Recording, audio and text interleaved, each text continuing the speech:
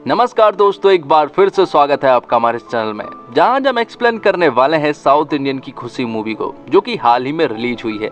तो वीडियो को शुरू करते हैं, और अगर वीडियो अच्छा लगे तो वीडियो को लाइक जरूर कीजिएगा, और इसी तरह के वीडियोस पाने के लिए आप हमारे इस चैनल को भी सब्सक्राइब कीजिएगा, ताकि आपको इसी तरह के लेटेस्ट और फ्रेश कंटेंट मिलते रहे। तो फिल्म की कहानी शुरू होती है डॉक्टर सत्यम से, जो कि भगवान को बिल्कुल भी नहीं मानते हैं। वो सिर्फ मानते हैं तो साइंस को, बाकी किसी भी और चीज को नहीं। और वो लोगों को भी साइंस के प्रति जागरूक करते हैं कि भक्ति से अच्छा है कि आप साइंस पर विश्वास करें। जिसके बाद हम देखते हैं डॉक्टर सत्यम के छोटे बेटे विप्लव को, जो कि टेलीफोन एक्सचेंज कंपनी में काम करता है, और कहीं ना कहीं वो भी अपने पिता के रास्ते पर ही है, और वो भी भगवान में कम ही मानता है। लेकिन विप्लव की माँ भगवान को बहुत मानती है और हमेशा चोरी छुपे पूजा पाठ करती है, और अपने पूजा पाठ को हमेशा अपने पति से छुपाती है ताकि उन्हें पता न चले। आगे हम विप्लव को उसकी बॉस के साथ देख पाते हैं। दरअसल में विप्लव इस शहर में काम कर करके बोर हो चुका है, इसलिए वो अपनी बॉस से कहता है कि उसका किसी अच्छी जगह पर ट्रांसफर होना चाहिए। वो अपनी बॉस से रिक्वेस्ट करता है कि उसकी पोस्टिंग कश्मीर में कर दी जाए, ताकि विप्लव वहां जाकर खुली वादियों का नजारा देख पाए और वहां जाकर एंजॉय कर पाए। तो उसकी बॉस भी विप्लव की बात मान जाती है और उसकी पोस्टिंग जो है वो कश्मीर में कर दी जाती है। जिसके बाद सीन शिफ्ट होता है कश्मीर में, जहाँ पर कि विप्लव पहुँच चुका था। जैसे ही वो वहाँ पर कदम रखता है तो उसे एक अलग तरह की खुशी महसूस होती है। उसे ऐसा लगता है कि जैसे वो जन्नत में आ गया हो। लेकिन तभी अचानक से यहाँ पर एक बहुत बड़ा धमाका होता है। जिस रास्ते से विप्लव जा रहा होता है उसी के बाजू में एक बहुत बड़ा धमाका होता है, और मालूम चलता है कि भारत और पाकिस्तान के बीच में युद्ध छिड़ चुका है, और जिस एरिया में विप्लव रुका हुआ था उस पूरे एरिया में कर्फ्यू लगा दिया गया है, जिस वजह से अब कोई भी इंसान घर से बाहर तो नहीं निकल सकता। लेकिन विप्लव के लिए ये एक नई जगह थी। यहाँ का रहन सहन भी बहुत अलग था, और विप्लव को खाने पीने से लेकर फ्रेश होने में तक दिक्कत हो रही थी, और ना ही मोबाइल फोन्स में नेटवर्क थे, और ना ही वो वापस जा सकता था। उसने सपने में भी ये नहीं सोचा था कि उसके साथ भी ऐसा कुछ हो सकता है। वो पूरी तरह से हताश हो चुका था, और तभी विप्लव की नजर पड़ती है एक लड़की पर, जिसने बुर्का पहना हुआ था। और यहाँ पर हमारे हीरो को उस लड़की से पहली नजर वाला प्यार हो चुका था। वो उससे बात करने के लिए पहुँच जाता है, जबकि वो दोनों लड़की उन दोनों को इग्नोर कर रही थी। लेकिन विप्लव उनका पीछा ही नहीं छोड़ रहा था। तब यहाँ पर वो लड़कियां विप्लव को बताती है कि वो पाकिस्तान से है, और वो यहाँ पर अपने छोटे भाई फिरोज को ढूंढने के लिए आई हैं। लेकिन इन सारी बातों से विप्लव को कोई भी फर्क नहीं पड़ रहा था, और तो और वो उनसे कह रहा था कि मैं तुम्हारी फिरोज को ढूंढने में मदद भी करूंगा। लेकिन वो उनका पीछा नहीं छोड़ रहा था। अब अगले दिन वो लड़की जो है वो एक मंदिर को ढूंढने में लग जाती है। लेकिन तभी यहाँ पर विप्लव उस लड़की को देख लेता है और तुरंत ही उसके पास चला जाता है। हालांकि उस लड़की ने विप्लव को नहीं देखा था, लेकिन जब उस लड़की ने विप्लव को देखा तो वो पूरी तरह से हैरान रह जाती है, क्योंकि ये लड़का उनका पीछा ही नहीं छोड़ रहा था। और विप्लव को ये बात मालूम चल गई थी कि वो लोग यहाँ पर एक मंदिर की तलाश में हैं। तो पूछने पर वो लड़की विप्लव को बताती है कि फिरोज के लिए वो उस मंदिर में प्रार्थना करेगी,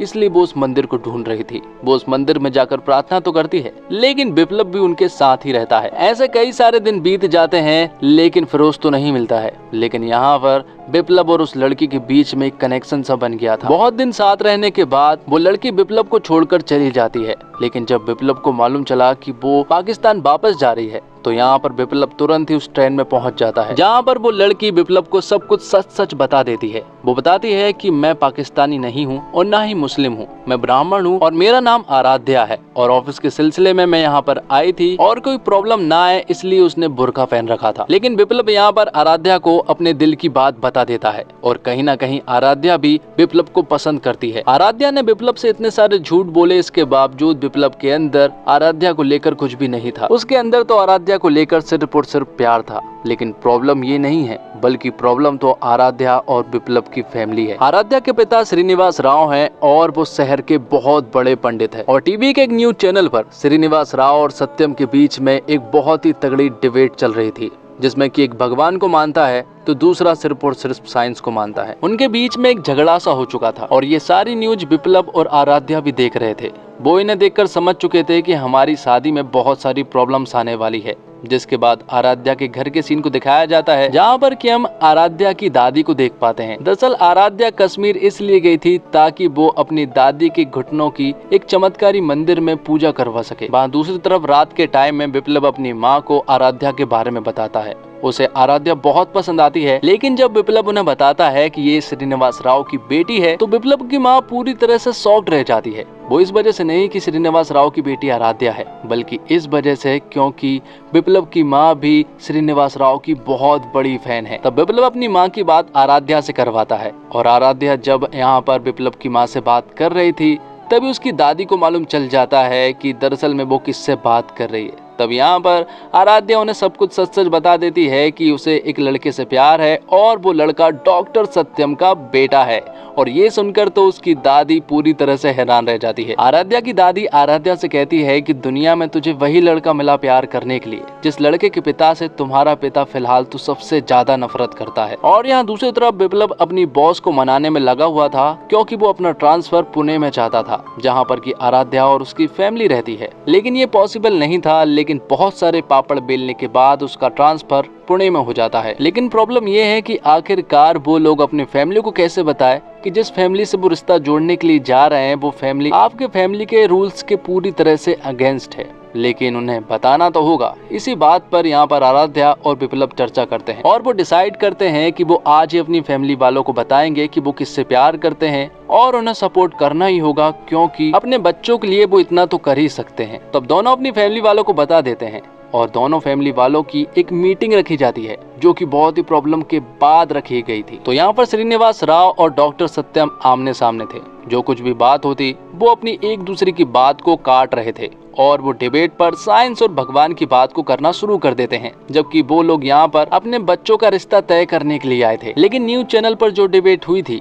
और वहाँ पर जो बात नहीं हो पाई थी, जो बातें रह गई थी, वो यहाँ पर कंप्लीट करने लगते हैं। और फिर जैसे ही मुद्दा शांत होता है तो यहाँ पर श्रीनिवास राव आखिरकार विप्लव की कुंडली देखते हैं क्योंकि वो शहर के सबसे बड़े पंडित है, इसलिए कुंडली का देखना तो जरूरी है। और जब श्रीनिवास राव यहाँ पर कुंडली देखते हैं तो उन्हें मालूम चलता है कि विप्लव की कुंडली में दोष है और वो हमारी बेटी के साथ कभी भी खुश नहीं रह सकता और उसका सिर्फ एक ही समाधान है, हवन। अगर ये हवन हो जाता है तो मैं इस शादी के लिए पूरी तरह से रेडी हूँ। लेकिन एक इंसान अभी भी रेडी नहीं था और वो था डॉक्टर सत्यम। वो कहते हैं कि मैं ऐसी उल्टी सीधी बातों पर विश्वास नहीं करता हूँ, इसलिए ये हवन तो मैं नहीं होने दे सकता। और फिर से उनके बीच में डिबेट छिड़ जाती है। वो झगड़ा कर रहे थे लेकिन यहाँ पर विप्लव और आराध्या एक दूसरे को नॉर्मल करने की कोशिश कर रहे थे। अब जब वो लोग अपने अपने घर पहुँचते हैं तो आराध्या के घर के बाहर ही विप्लव खड़ा हुआ था। यहाँ पर आराध्या अपने पिता श्रीनिवास राव से कह रही थी कि वो विप्लव से बहुत ज्यादा प्यार करती है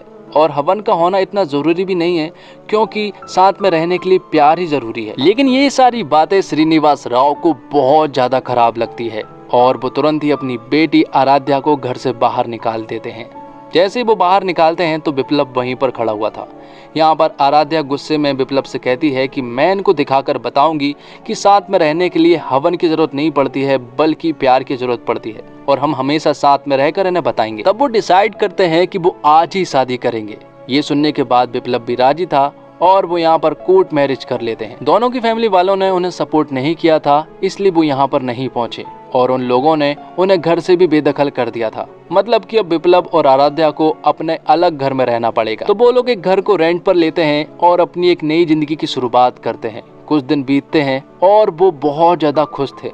उन्हें इस बात का यकीन हो गया था कि साथ में रहने के लिए सिर्फ और सिर्फ प्यार की जरूरत पड़ती है, हवन अवन कुछ नहीं है और ना ही कुंडली को देखा जाता है, क्योंकि वो दोनों इतने ज्यादा खुश थे कि वो एकदम परफेक्ट कपल थे। और फिर कुछ दिनों के बाद यहाँ पर आराध्या विप्लव को बताती है कि वो प्रेग्नेंट है और ये सुनने के बाद तो विप्लव बहुत ज्यादा खुश हो जाता है क्योंकि इस नन्हे मेहमान से उनकी फैमिली और भी ज्यादा कंप्लीट हो जाएगी। यहाँ पर विप्लव ने अपने दोस्तों को बता दिया था कि उसकी वाइफ प्रेग्नेंट है, लेकिन जब वो डॉक्टर के पास जाते हैं तो उन्हें मालूम चलता है कि यहाँ पर आराध्या का मिसकैरेज हो चुका है। उन्होंने अपना बच्चा खो दिया था, लेकिन डॉक्टर उन्हें समझाती है कि ये बहुत नॉर्मल है। लेकिन प्रॉब्लम ये नहीं है, बल्कि प्रॉब्लम तो ये थी कि विप्लव के दोस्तों ने विप्लव और आराध्या के घर वालों को बता दिया था और ये सुनने के बाद दोनों की फैमिली वाले भी बहुत खुश थे।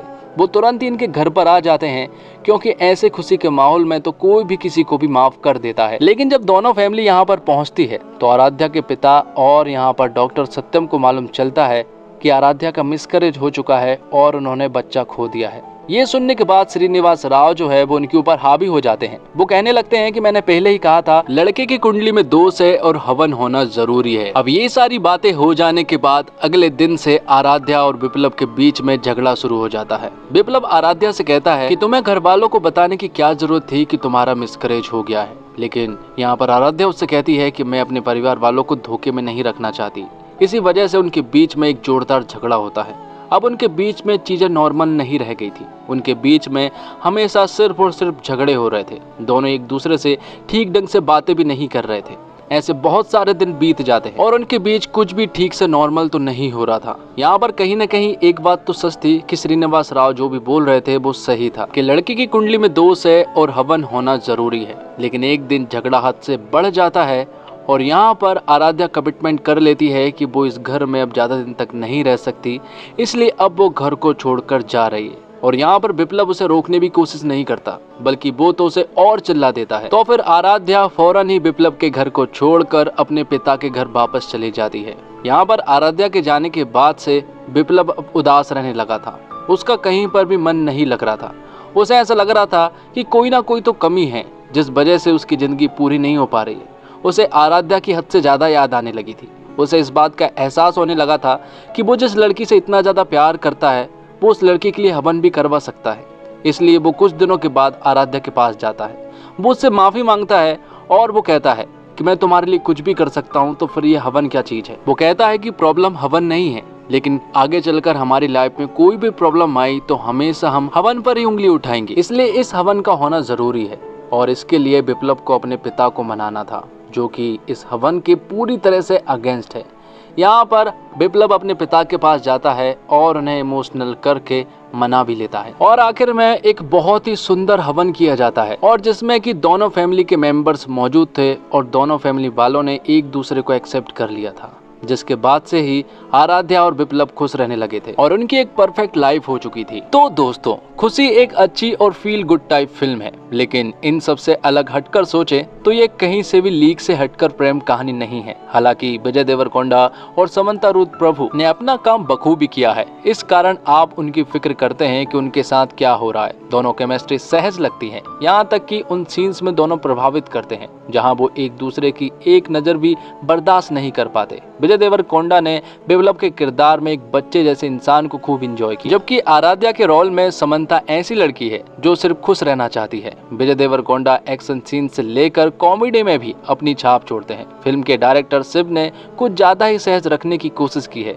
इसलिए यह विप्लव और आराध्या के दिल को झकझोर देने वाली इस बात को गहराई तक नहीं ले जा पाए। और विप्लव किसी भी बात को गंभीरता से नहीं लेता है, जबकि हम यह कभी नहीं देख पाते हैं कि आराध्या को कैसा महसूस करती है। जब रिश्ते में दरार पड़नी शुरू होती है तो यह ख्याल ही नहीं आता कि शायद ये दोनों एक दूसरे को ठीक से नहीं जानते होंगे। और फिल्म खुशी एक अजीब ढंग से लिखी गई कॉमेडी की बजाय अगर इसकी एडिटिंग पर ध्यान दिया जाता तो फिल्म को और अधिक मदद मिलती। हालांकि क्लाइमैक्स में जरूर सब कुछ अच्छी तरह से एक साथ पर्दे पर समेटा गया है। और खुशी एक ऐसी फिल्म है जो खामियों और अपने मुश्किल हिस्सों के बावजूद आपका मनोरंजन करेगी। प्यार की जीत हमेशा होती है, यह सबसे बड़ी बात भी है। यह एक ऐसा मैसेज है जिसका इस्तेमाल हम सभी को करना